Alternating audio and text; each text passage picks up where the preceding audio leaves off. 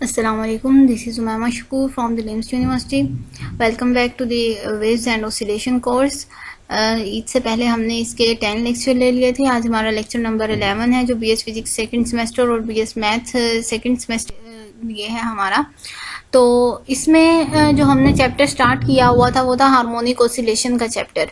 Harmonic oscillations के chapter में हम आज का अपना टॉपिक स्टार्ट करने से पहले ये देख लेते हैं कि हमने पीछे कौन कौन से टॉपिक कवर कर लिए थे. मतलब जो लास्ट लेक्चर था हमारा वो किस टॉपिक से रिलेटेड था.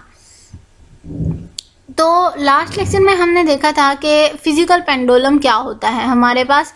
उसकी हमने डायग्राम को डिस्कस किया था. एक्सप्लेनेशन उसकी जो ग्राफिकल एक्सप्लेनेशन थी उसमें हमने कॉस, साइन, वेलोसिटी, एक्सेलरेशन और फ्रीक्वेंसी, टाइम पीरियड ये सारी चीज़ें फाइंड आउट की थी. फिर हमने सिंपल पेंडुलम को डिस्कस किया था कि सिंपल पेंडुलम हमारे पास क्या होता है, ये भी हमने डिटेल से डिस्कस किया था. और उसके बाद जो हमने लास्ट लेक्चर छोड़ा था वो हमने उसकी कन्वर्जन पर छोड़ा था कि अगर क्वेश्चन आ जाए कि फिजिकल पेंडुलम को सिंपल पेंडुलम में कैसे कन्वर्ट करते हैं या सिंपल पेंडुलम को फिजिकल पेंडुलम में कैसे कन्वर्ट कर सकते हैं, तो उन दोनों की जो आपस की कन्वर्जन है वो हम किस तरीके से परफॉर्म करेंगे इसी को ही कंटिन्यू करेंगे. आज जो हमारा टॉपिक है वो है सिंपल हार्मोनिक मोशन. हमने ये कन्वर्जन सर्कुलर मोशन. तो आज ये जो टॉपिक है आपका simple harmonic motion and circular motion paper point of view से इम्पोर्टेंट टॉपिक है. अब नाम से ही आपको शो हो रहा होगा कि सिंपल हार्मोनिक मोशन को तो हमने डिस्कस करना ही है, लेकिन अब तक हम क्या करते थे उसको डिस्कस करते थे हॉरिजॉन्टल प्लेन में या वर्टिकल प्लेन में. अब हमने कैसे डिस्कस करना है उसे, अब हमने उसकी सर्कुलर मोशन को देखते हुए उसे डिस्कस करना है. मतलब सिंपल हार्मोनिक मोशन होगी लेकिन सर्कुलर वे में होगी. तो सर्कुलर वे में ये कैसे होती है ये आप से समझ आना चाहिए.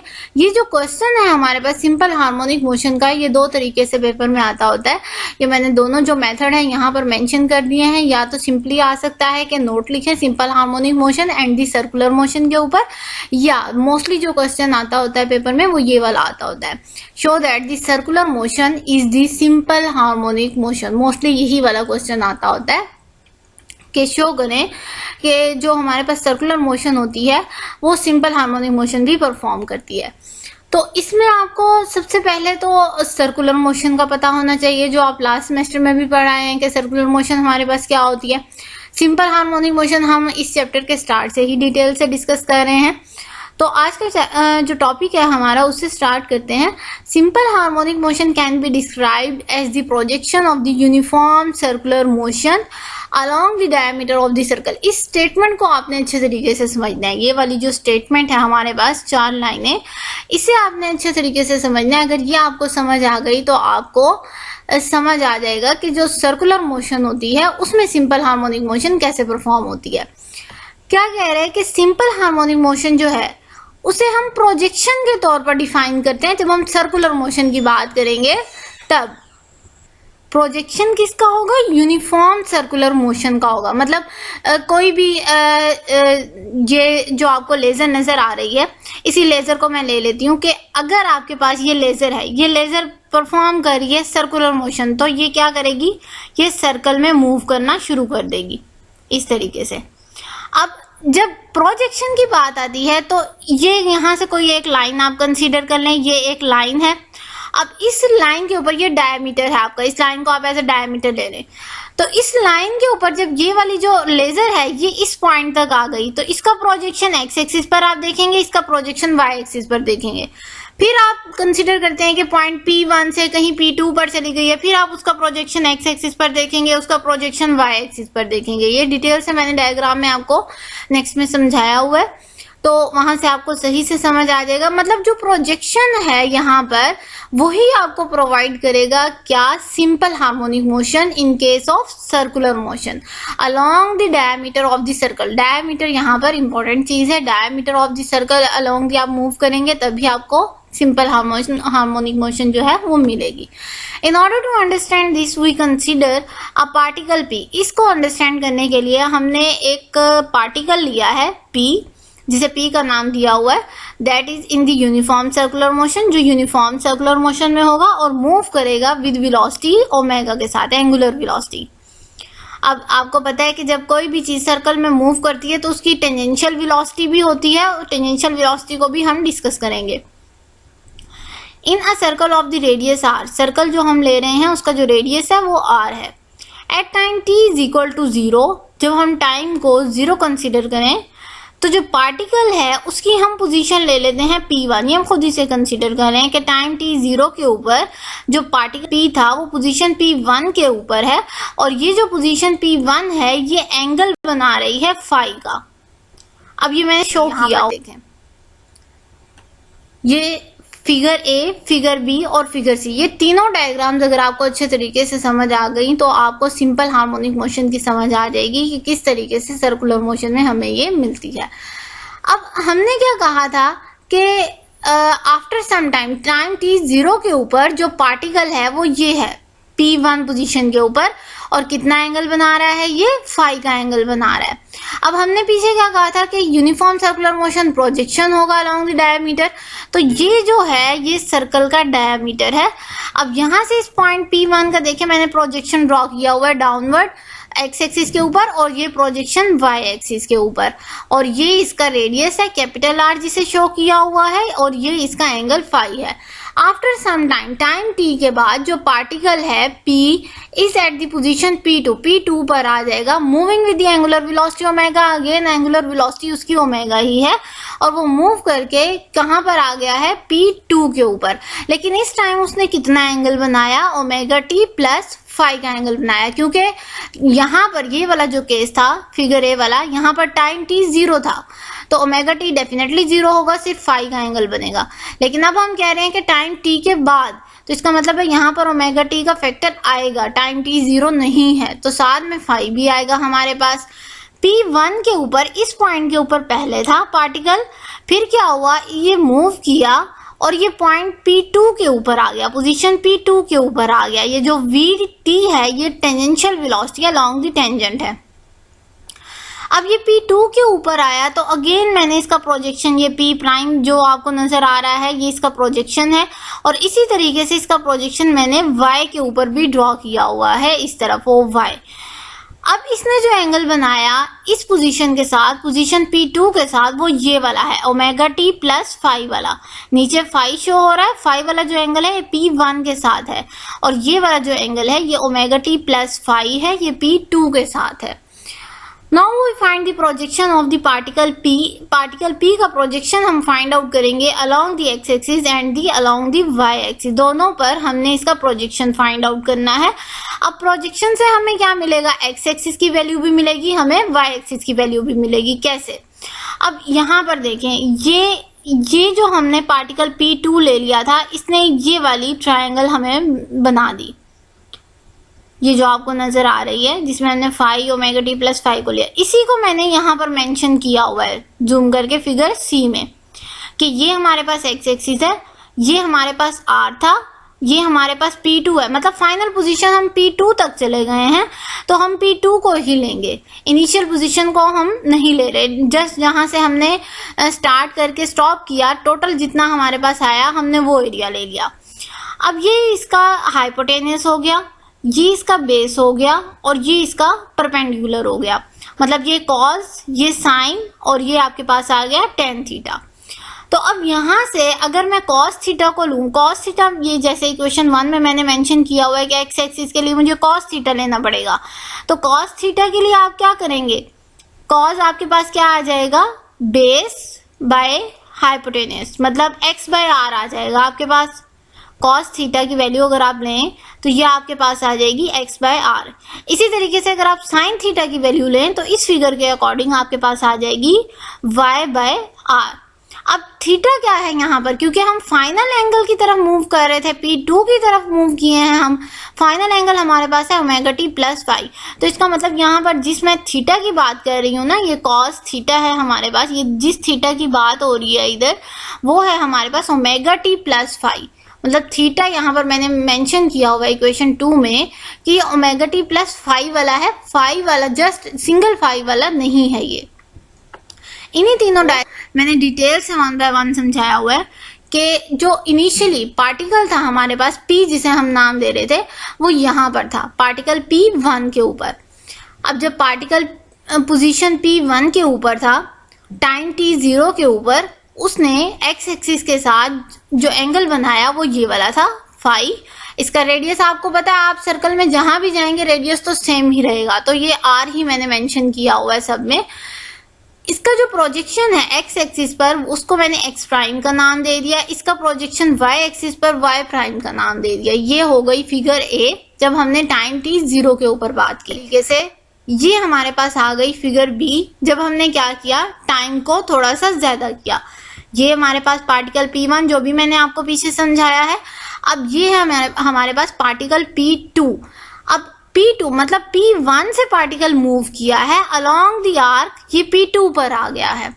P2 पर जब ये आ गया है तो इसका जो प्रोजेक्शन एक्स एक्सिस पर मैंने ड्रॉ किया है, ये P प्राइम पॉइंट से रिप्रेजेंट हो रहा है, OP प्राइम से, या एक्स का नाम इसे दे दें। और P2 वाई एक्सिस पर हमें जो शो हो रहा है OY, स्मॉल y से, या इसको इस पॉइंट को कोई नाम दे दें, P2 प्राइम का नाम दे दें। और ये जो P2 फाइनल वाला है, ये एंगल बना रहा है ओमेगा टी प्लस फाई का। P1 एंगल बना रहा है फाई का, P2 बना रहा है ओमेगा टी प्लस फाई का। तो इसका मतलब जब हमने P1 से P2 तक आए हैं तो हमने इतना एरिया कवर कर लिया, जो हम आगे फिगर सी में देखेंगे। ये अभी हम बात कर रहे हैं एंगुलर वेलोसिटी की। टेंजेंशियल वेलोसिटी की जब हम बात करेंगे तो हम ये वाली जो मैंने यहाँ पर रिप्रेजेंट किया हुआ है, इसको हम कंसीडर करेंगे। तो फिगर बी भी आपको समझ गई। अब हम चलते हैं फिगर सी की तरफ। फिगर सी में हमारे पास ये वाला पार्ट आ गया था कि हमने final angle omega T plus phi है, ये हमारे पास 90 डिग्री का एंगल बना रहा है। ये एक्स है, ये वाई है और ये आर है। यहाँ से आप cos theta, sine theta, tan theta तीनों चीजें फाइंड आउट कर सकते हैं। और यहाँ पर मैंने मेंशन कर दिया कि हम P2 को ले रहे हैं, इसीलिए मैंने ओमेगा टी प्लस फाइव लिखा है। अगर P1 को लेंगे तो एंगल को उसी के अकॉर्डिंग आएंगे। अब हम अपनी कैलकुलेशंस परफॉर्म करते हैं कि हमने हर सिंपल हार्मोनिक मोशन में जिस भी केस को डिस्कस किया है उसकी हमने एम्पलीट्यूड, वेलोसिटी, टाइम पीरियड सारी चीज़ें फाइंड आउट की हैं। तो हम उसी तरीके से परफॉर्म करते हैं कि हमने जो कॉस थीटा की बात कर रहे थे, थीटा हमारे पास था ओमेगा टी प्लस फाइव, पीछे मैंने आपको इक्वेशन 2 में बता दिया, तो ये मैंने इसमें पुट कर दिया। कॉस थीटा, थीटा की जगह ये वैल्यू आ गई और फिगर से हमने देख लिया कि cos theta X by R के इक्वल है, तो x बाय आर आ जाएगा इक्वल टू, जैसे ये इक्वेशन 4 में मैंने मेंशन किया हुआ है, तो x इज इक्वल टू आपके पास ये जो r है ये इधर जाके मल्टीप्लाई हो जाएगा, r cos omega T plus five आ जाएगा इक्वेशन 5 में। अब क्योंकि हम बात कर रहे थे फाइनल एंगल की, तो फाइनल एंगल जो था आपको टाइम t गुजरने के बाद ही मिला है, तो इसलिए मैंने यहाँ पर टाइम को मेंशन कर दिया है कि जो हम x ले रहे हैं, मतलब जो हम एम्पलीट्यूड को कंसीडर कर रहे हैं, एम्पलीट्यूड को फाइंड आउट करने की कोशिश कर रहे हैं, वो हम in terms of time consider कर रहे हैं। इस फैक्टर से भी आपको पता चल रहा होगा ओमेगा टी से कि टाइम t 0 नहीं है इधर।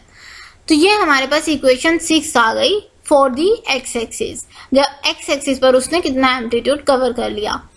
अब हम बात करते हैं वाई एक्सिस की। वाई एक्सिस पर मैंने आपको कहा था हम लेंगे साइन थीटा, थीटा हमारे पास ओमेगा टी प्लस फाइव है और साइन थीटा हमारे पास फिगर के अकॉर्डिंग, फिगर सी के अकॉर्डिंग वाई बाय आर के इक्वल है। तो अगर आप Y of T find out करते हैं, आर इधर जाके मल्टीप्लाई हो जाएगा और आपके पास आ जाएगी इक्वेशन नंबर 8।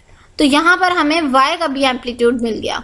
अब हम यहाँ पर अपनी जो कैलकुलेशन है आज की, इसमें कुछ आइडेंटिटीज को यूज करेंगे, ट्रिग्नोमेट्रिक आइडेंटिटीज को, कि जो साइन थीटा हमारे पास होता है वो cos theta minus pi by 2 होता है। थीटा आपको पता है, मैं पीछे इक्वेशन 2 में मेंशन कर चुकी हूँ कि ओमेगा टी प्लस फाइव के इक्वल है। तो इसका मतलब मैं इक्वेशन 9 को अप्लाई कर देती हूँ इक्वेशन 8 की जगह, मिल जाएगी इक्वेशन नंबर 10।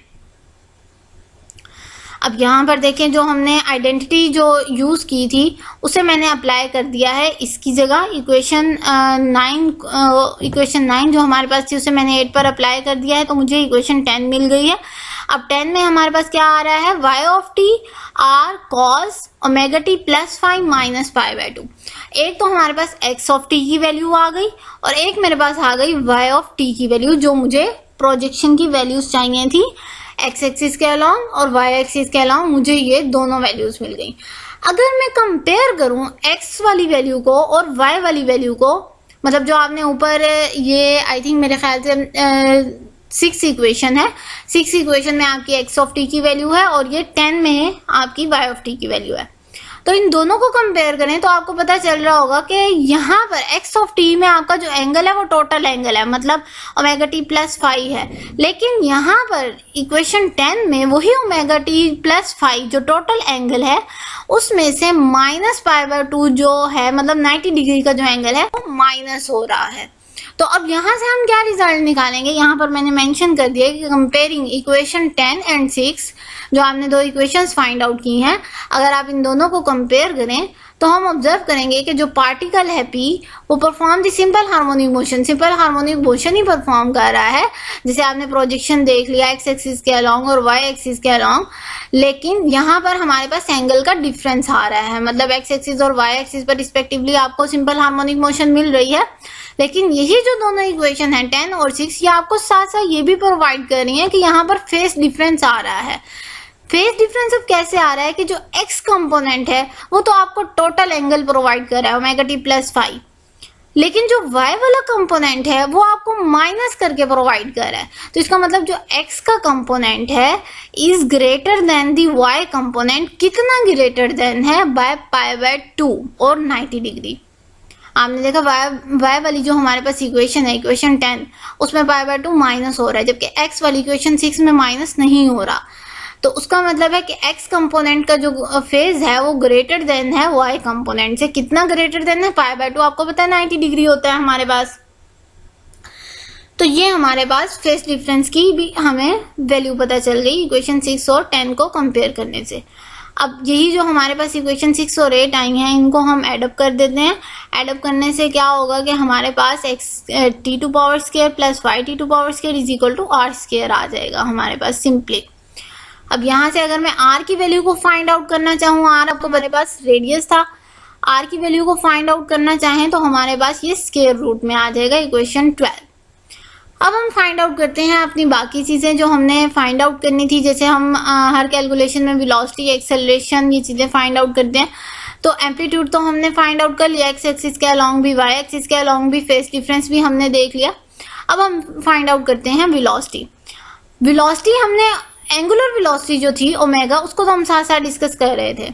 अब हम बात करते हैं टेंजेंशियल वेलोसिटी की। टेंजेंशियल वेलोसिटी आपको पता है अलोंग दी टेंजेंट ही होगी, आपके सर्कल में बना के आपको शो किया हुआ था। अब आपने पिछली क्लासेस में रिलेशन भी पढ़ चुके हैं एंगुलर वेलोसिटी और लीनियर वेलोसिटी के दरमियान। तो जब हम दोनों की बात कर रहे हैं तो इसका मतलब है यहाँ पर लीनियर भी होगी और यहाँ पर एंगुलर वेलोसिटी भी होगी। उन दोनों के दरमियान में जो रिलेशन होता है ये प्रूव करने की आपको जरूरत नहीं है, मैंने डायरेक्ट लिखा हुआ है यहाँ पर v is equal to r omega के इक्वल होता है इक्वेशन नंबर 13 में। और v जो आपको पता है, v की डेफिनेशन आप कैसे करते हैं? Rate of change of displacement. तो ये आपके पास इक्वेशन 14 के according rate of change of displacement जो है ये वेलोसिटी की डेफिनेशन है। इक्वेशन 6 आपके पास आई थी। इक्वेशन 6 को मतलब इक्वेशन 6 जो थी वो x ऑफ t की इक्वेशन थी। अगर आप उसको टाइम रेट ऑफ चेंज के लिहाज से देख लेते हैं, मतलब उसको डिफरेंशिएट कर देते हैं विद रिस्पेक्ट टू टाइम, तो आपको इजीली वेलोसिटी मिल सकती है।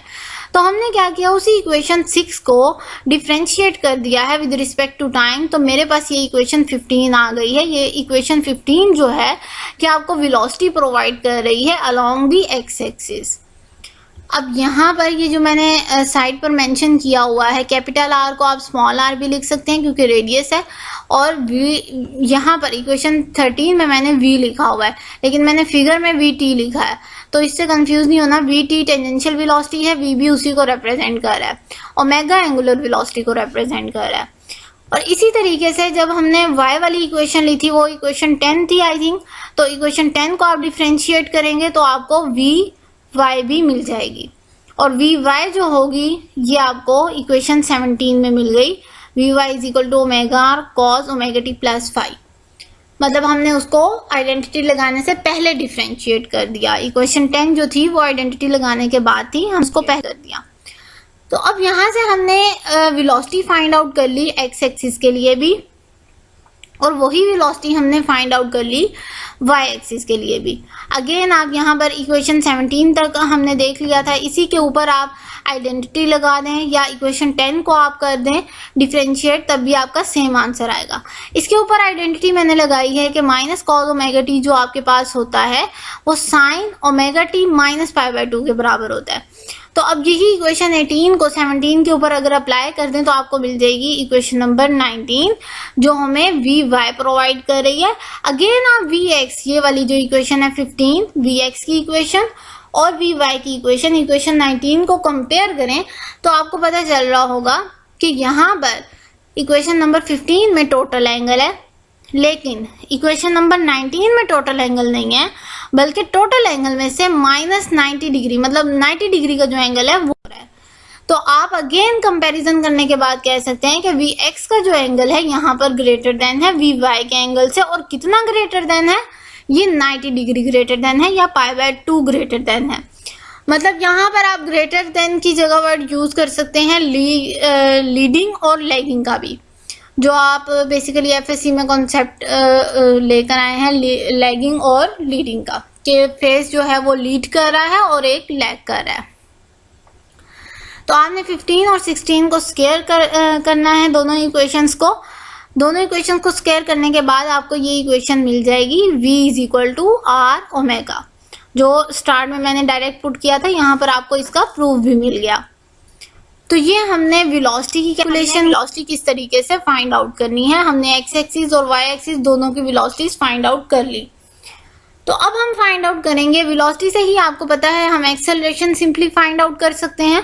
तो एक्सेलरेशन हम सिंपली फाइंड आउट कर लेते हैं, वेलोसिटी का just time rate of change आपने फाइंड आउट करना है, मतलब डिफ्रेंशिएट कर देना है विद रिस्पेक्ट टू टाइम। जो आपने वी एक्स फाइंड आउट किया है उसको टाइम के लिहाज से डिफ्रेंशिएट करेंगे तो आपको इक्वेशन 25 मिल जाएगी ए एक्स वाली। और इसी तरीके से अगर आपने y मतलब एक्सेलरेशन फाइंड आउट करना है तो आपके पास जो वी वाई आया था उसको आप डिफ्रेंशिएट कर देंगे विद रिस्पेक्ट टू टाइम, तो आपको एक्सेलरेशन y वाला भी मिल जाएगा। यहाँ पर देखिए इक्वेशन 27 में मैंने मेंशन किया हुआ है और इसके ऊपर फिर मैंने आइडेंटिटी लगाई है जो इक्वेशन 28 में मेंशन है। 28 वाली आइडेंटिटी को अप्लाई करेंगे 27 के ऊपर तो आपको 29 इक्वेशन मिल जाएगी जो आपको प्रोवाइड कर रही है एक्सेलरेशन की value y along the y axis. अब अगेन अगर आप ए एक्स और ए वाई को कंपेयर करें तो आपको पता चल रहा होगा कि ए वाई में एंगल जो है कि माइनस हो रहा है, जबकि ए एक्स में माइनस नहीं हो रहा। तो अगेन कंपैरिजन करने के बाद आप वही रिजल्ट निकालेंगे जो आपने एम्पलीट्यूड के लिए निकाला था, जो आपने वेलोसिटी के लिए निकाला था, और वही आपका एक्सेलरेशन के लिए आ जाएगा। तो यहाँ पर अगेन हम इसे स्क्वायर कर देंगे एक्स वाले को भी वाई वाले को भी टोटल एक्सेलरेशन को फाइंड आउट करने के लिए। तो यहाँ पर इक्वेशन 31 में देखें स्क्वेयरिंग की हुई है और ए एक्स स्क्वायर प्लस ए वाई स्क्वायर हमारे पास इक्वल आ जाएगा और ये एक्सेलरेशन की वैल्यू हमारे पास आ गई आर ओमेगा स्क्वायर। तो आज का जो हमारा उसमें हमने सिंपल हार्मोनिक मोशन को सर्कुलर मोशन के पॉइंट ऑफ व्यू से डिस्कस किया कि सर्कुलर मोशन में हम सिंपल हार्मोनिक मोशन को कैसे डिस्कस करते हैं। तो उसमें हमने एम्पलीट्यूड एक्स एक्सिस का वाई एक्सिस का फाइंड आउट किया, उसके साथ हमने वेलोसिटी दोनों की फाइंड आउट की, एक्स एक्सिस पर भी वाई एक्सिस पर भी, क्योंकि प्रोजेक्शन को हम डिस्कस कर रहे थे। उसके साथ हमने एक्सेलरेशन भी फाइंड आउट किया और हमने फेस को भी देखा कि कौन सा लीड कर रहा है और कौन सा लैग कर रहा है। तो आज के लेक्चर में कोई भी ऐसा पॉइंट हो जो आपको समझ ना आया हो तो काइंडली लाजमी डिस्कस कीजिएगा। नेक्स्ट लेक्चर तक के लिए थैंक यू सो मच। अपना बहुत ख्याल रखिएगा। अल्लाह हाफिज़।